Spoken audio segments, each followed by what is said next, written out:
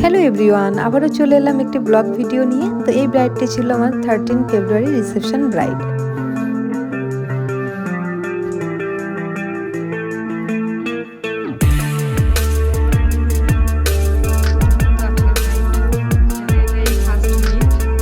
তাহলে চলো কাজটি শুরু করা যাক। আর পূজা তো লুকের জন্য খুবই এক্সাইটেড ছিল।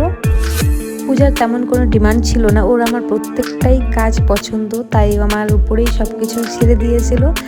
আমার এই ব্রাইডের স্কিন কিন্তু খুবই ভালো ছিল। আমি যখন মেকআপ করছিলাম প্রত্যেকটা প্রোডাক্টই ওর ফেসে সুন্দর করে অ্যাবজর্ভ হয়ে যাচ্ছিলো। তো তোমরা যারা আপকামিং ব্রাইড আছো বা সবার ক্ষেত্রেই বলবো, স্কিনটাকে ভালো করে কেয়ার করো। স্কিন অরিজিনাল আমাদের স্কিনটাই কিন্তু মেইন, আর ওটা আমাদের কিন্তু সবসময় ভালো রাখার দায়িত্ব কিন্তু আমাদেরই।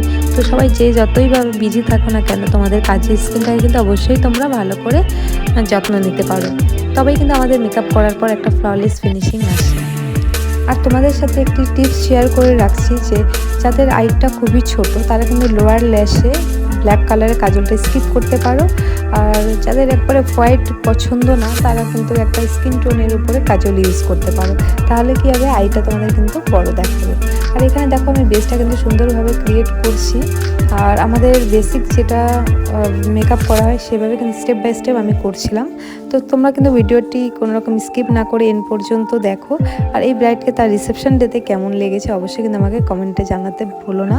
আর এই চ্যানেলে যারা নতুন আছে অবশ্যই কিন্তু আমার চ্যানেলটিকে সাবস্ক্রাইব করে দিও, লাইক কমেন্ট আর শেয়ার করতে ভুলো না। ততক্ষণ দেখতে থাকো ভিডিওটি, আবার দেখাবে নেক্সট কোনো ভিডিওতে।